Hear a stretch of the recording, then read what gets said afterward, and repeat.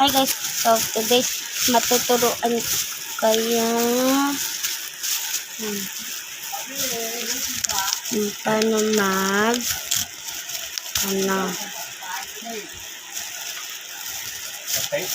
ano tawag dyan, kung paano ba gumawa ng parang notebook siya, pero ano siya, kakaiba. Kahit ano siya, pero pwede color paper, bond paper, ganun. Pwede ganun kahit ganito. Kahit anong kulay man yun. Okay lang. Pero daw yung cover, Ano ginawa niyo doon sa ano? Patingin nyo doon sa ano?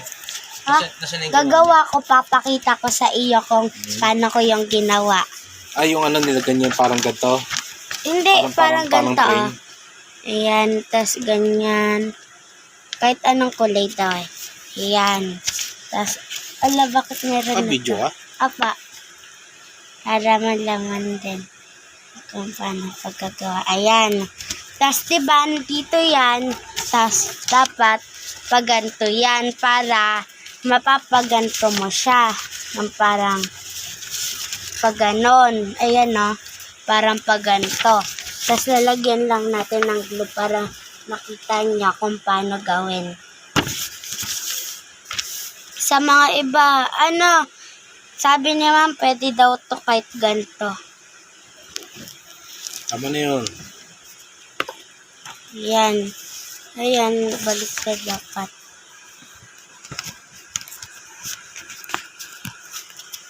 Antayin mo. Para maganda. Apa. Ayan. Tapos, ayan. Saan inilagay yung ginupit-gupit niya? Ito, wait lang, meron pa ako natira. Ayan. Ano yung sugatan ka, oh?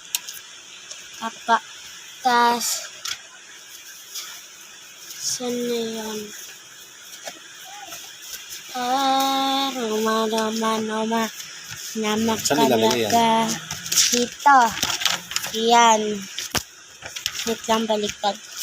Ayan. Tapos, igaganyan mo siya. Boom. Ayan. Saan yung glue? Glue. Anyong ano to? Ha? Clip. Clip. Kunti lang. Apa. Okay na yan. Ito lang pagdidikit niyan. Igigit na mo. Si Arlene Lynn naggupit eh. Hindi pantay-pantay yung gupit eh. Nga dapat ako na lang. Sa dulo lang. Dulo, dito.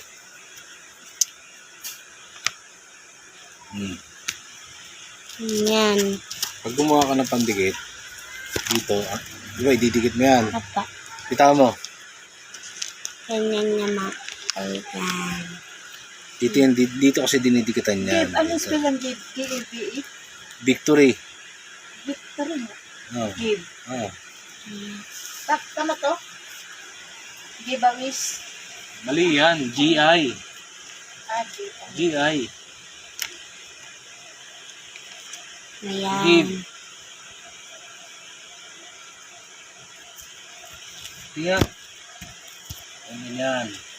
Ayan. Yung kanina spell mo, gave yung gave. Gave yun. Ibang words din yun. Gave sa give. Pwede rin yun, give. Past tense ano yun eh. Baliktad. Past tense. Past tense yun, give. Give. Present tense, given. Future tense. Ayan.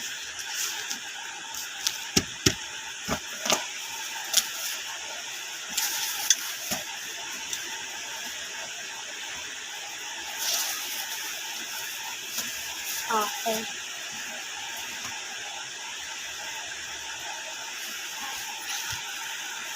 And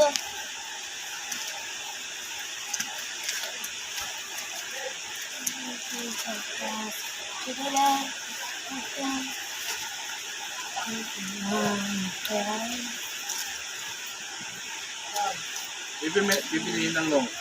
Ma, Bibili. Tayo ko muna dyan. mama na. Sige na. Palitin Wait mo lang. yan. Oh, ayan. Parang ganyan. Kung meron kayong mga ka-groupings, maglagay kayo ng sarili nyong name dito. Yung halimbawa, dito yung name ko, dito yung name ng isa, dito yung mga name ng iba. Kung mahaba ba kayo, o 5 kayo, o 3. Ganon. Yan. Arlene.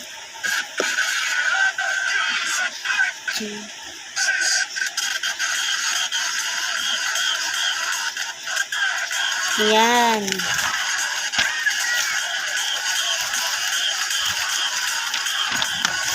Yan. Kung ayaw maano, dapat i-follow nyo yung ano. Yan. Yan, diba ganyan yan. Dito nyo ilalagay yung name nyo.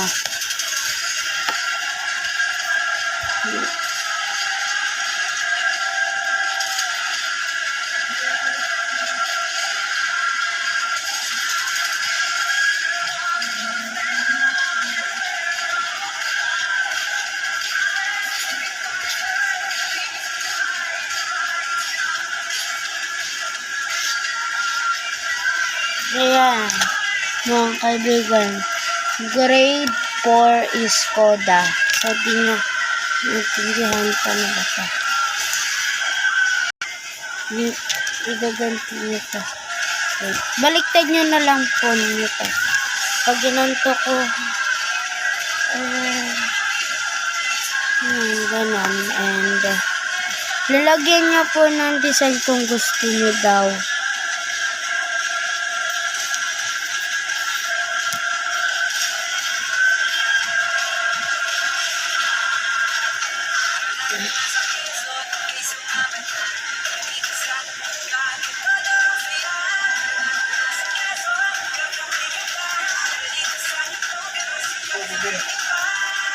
Pinto yan.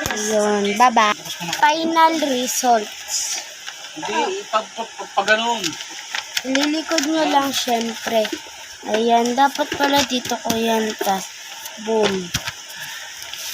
Dapat na lang. Ayan. Or kung anuhin nyo, pwede nyo naman tanggalin. Basta tandaan nyo. Ba't wala yung pangalan mo? Ayan o, Micaela Eunice M. Pulgar. Tas, ito yung sa ano. Ayan na. Grade 4 is Koda. Kung yung ka-groupings namin, dito yung name, ilalagay din ni ma'am yung ano, yung grade nyo. Kasi groupings kami eh. Ayan, 5 kami doon. Kaso, ano. Kaya ba ng unit? Kaya cavern? Oo nga, ganda. Ito yung mga anyong lupa. Eto, anyang tubig. Hindi, anyong lupa pa rin yan. Kasi ano yan, clip yan eh. Meron tubig eh. May tubig siya, pero ang anyong tubig kasi yung katulad ng lawa. Anyang tubig. Lawa. Yung falls. Ilog. Yung falls. Ano yun?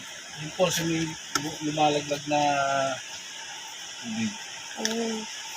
Ayan. So, sana nakatulong to guys. Bye!